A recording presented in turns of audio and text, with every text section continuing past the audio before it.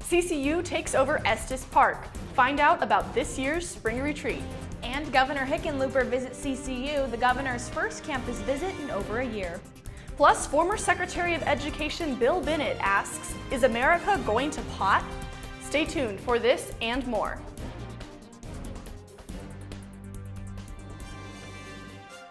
Welcome back to CCU TV. I'm Sarah Hartland. And I'm Ali Gordon. While a number of CCU students were hitting up the slopes or celebrating Valentine's Day with a special someone, many were on the annual CCU Spring Retreat. CCU TV's Kelly Klaus was among their number. Kelly, tell us how it went. Sarah, over 300 CCU students enjoyed the sunny weekend up at the YMCA camp in Estes Park this past week. I spoke with students and faculty for reactions to this year's retreat. Erica Green, Director of Student Activities, says the retreat is a campus tradition. It's been neat to see students get more and more excited about it as we've kind of been going throughout the years. The annual spring retreat hosted by Student Activities offered snowshoeing, roller skating, swimming, and many other things to do this past weekend. It is great up here. The beauty in Estes Park is wonderful, and I just love the nice weather, and it's just a nice escape from the inner city life where we live right now in Lakewood. Students enjoyed 3 chapel sessions with guest speaker Lori Salerno. Her passionate voice, as well as captivating stories, had the crowd laughing, crying, and everything in between. Erica commented on how God moved in students. I think it was really neat today, especially to just really get to pray for our campus, that we would really just offer each other grace. Thanks, Kelly. Sounds like a lot of fun. To find out more about upcoming student activities events, visit ccu.edu/studentactivities. Speaking of student activities events, the spring dance is just around the corner. February 26th, Beauty and the Geek hits the Curtis Hotel downtown at 9 p.m. Price is $5 at the door. To learn more, check out your inbox for CCU e-news or one of the bulletin boards around campus. Recently, Governor Hickenlooper came to CCU. It was the first time in over a year that the Colorado's Democrat governor agreed to speak at an institution of higher education. The governor spoke about his personal story and rise to political power in Colorado. He also remarked on the progress of water rights in the state with the initiation of a state water plan. To read more about Hickenlooper's visit to CCU, check out ccu.edu. You know, they say the way to a man's heart is through his stomach. Well, let me tell you a little secret. The way to a woman's heart is through her nose. And no one knows this better than Luke, Paulin, and Alex Peters. Allie's over in Studio B with this week's Cougar Spotlight. Thanks, Sarah. What began as a way to earn extra money evolved into a successful business and ministry. For Luke, Paulin, and Alex Peters, making soap is more than just a way to smell good for the ladies and save some cash along the way. As they say, it is a way to bless others with their blessings. Paulin and Peters soap began as an innovative idea for 2 college students who needed money. But as they continued making soap, they realized it was an opportunity to give to others. Co-founder Luke Paulin says the business now has a specific goal. $1 from every bar that we sell goes to charity, and that's the big heart behind it. Why 2 guys decided to make soap? For Paulin, it was simple, at first. Soap, I heard, was easy. So we decided to make soap and found out that that is not the case. That is not very easy to make, but it's a lot of fun. Made from quality ingredients such as goat's milk, essential oils, and natural exfoliates, Paulin and Peters soaps fight dry skin and have even cured warts. Their most popular bar, Tea Tree, fights acne and is a favorite among college students. At $4 a bar with 4 types to choose from, the bars make ideal gifts for parents, significant others, and loved ones. Co-founder Alex Peters encourages CCU students with one takeaway. Always give. That's just something that as Christians we ought to be giving constantly. Right now, Paulin and Peters is giving to the charity Dwellings that builds homes for needy people in Roatan. In Lakewood, Ali Gordon, CCU TV. Thanks, Allie. If you're interested in purchasing from Paulin and Peters, you can find their bars on Etsy or on their website, paulinandpeters.com. Last week, the Centennial Institute hosted Is America Going to Pot with Bill Bennett, former Secretary of Education. Students packed the Music Center to hear his thoughts on the legalization of marijuana and its effects. Bob White, who shared the stage with Bennett, says the public is not only uninformed but also misinformed. The THC levels in marijuana have increased over the years without the general public's knowledge. Legal usage passed in 23 states for marijuana to be used solely for medical purposes. The activists for its legalization are organized and deliberate in the steps they take. Bennett commented on the lack of media interest in the event. The crowd erupted into thundering applause when Bennett mentioned the importance of the issue. Tell us your thoughts, CCU. Should recreational pot be legal or should the state repeal the law? Tweet us at ccu.tv. In other news, CCU TV brings you the headlines you need to know.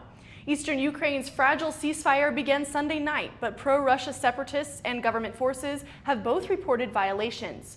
The Organization for Security and Cooperation in Europe says there has been sporadic violence, but the group also says the truce is largely being upheld. The ceasefire comes amid a crisis that has continued in the region for over a year, claiming thousands of lives.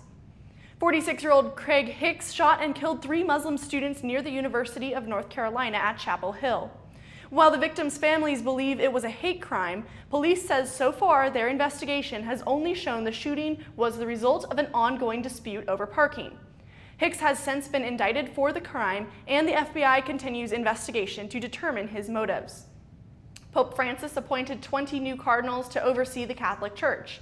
Most of the new cardinals are not from Europe or the United States, marking the first time in the history of the Catholic Church that non-European cardinals have outnumbered Europeans within the electoral body.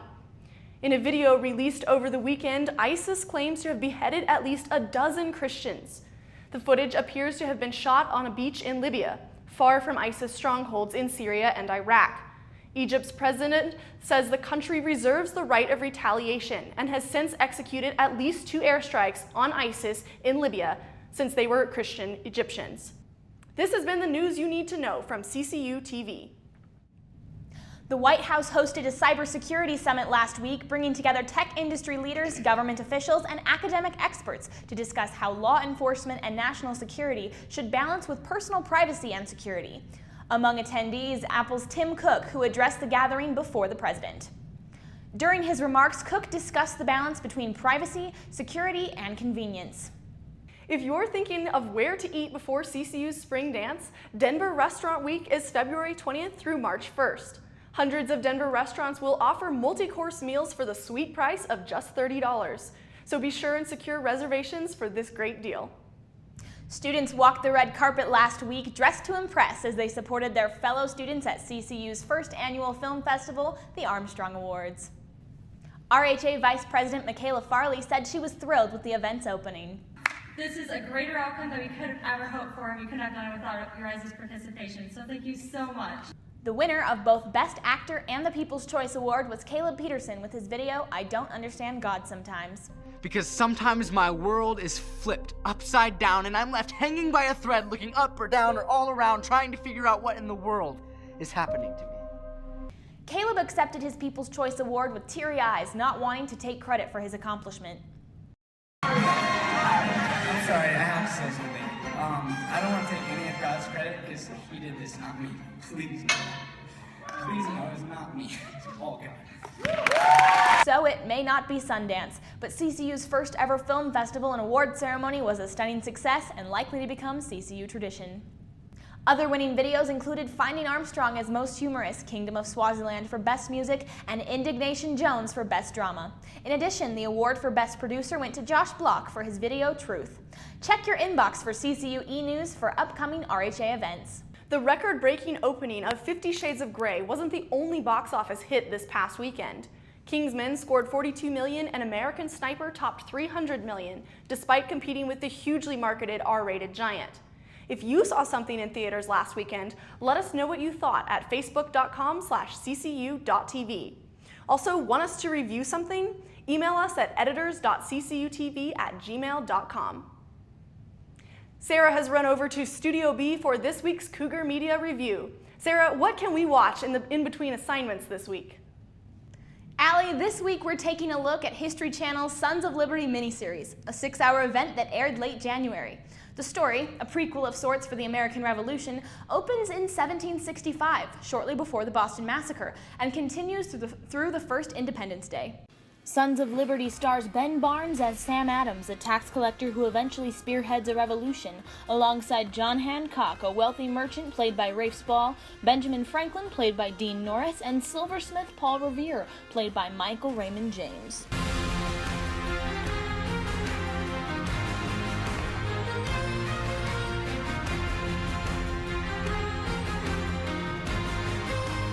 It is important to note that Sons of Liberty is historical fiction, and therefore subject to artistic deviations from accuracy, following the trajectory that History Channel has shifted to in recent years, farther and farther from the traditional documentaries it was once known for.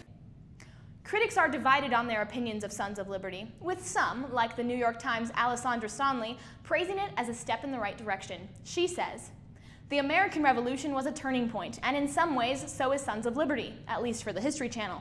That cable network has so stretched its storytelling style over the last decade or so that its transition from documentaries to miniseries looks like those charts that show evolution from knuckle-dragger to modern man." Others, like Vulture's Matt Zoller-Seats, aren't so impressed. Matt says, "It gets better and slightly deeper as it goes along, but never to such an extent that you wouldn't rather be rewatching HBO's John Adams, or maybe 1776. As for me, I thought Hans Zimmer's original score for the show was absolutely my favorite part." You can watch Sons of Liberty on History.com for free for a limited time. In the meantime, we want to know, do you prefer historical fiction or straight-up documentaries? Click on over to facebook.com/ccu.tv to let us know. You can catch more of CCU TV's Cougar Media Review on our YouTube channel. Just search CCU TV. You may have noticed that winter appears to have returned to Lakewood after our warm spell last week. Jared's here in studio with this week's ski report. Jared, how's the mountain looking this weekend? Yes, Allie, CCU students are in for a treat this weekend. After the storm early on Monday and Tuesday, all the resorts are sitting on a 6 to 7 inch new base. Additionally, with that packed powder, all the resorts are going to be experiencing average temperatures in the mid-20s. Combined, this is going to create awesome conditions of packed powder for great days of shredding on the mountain. For those of you looking to trip it up to the mountains this weekend, take a look at the chart on your screen now for the specific conditions of each resort. Well, I don't know about you, Allie, but I'd rather be in the mountains this week. Not me. I was really enjoying the early spring. As always, thanks for watching. Be sure to check our Facebook page for extras, bloopers, and updates on relevant news and community events. That's it for this week. We'll see you back here soon.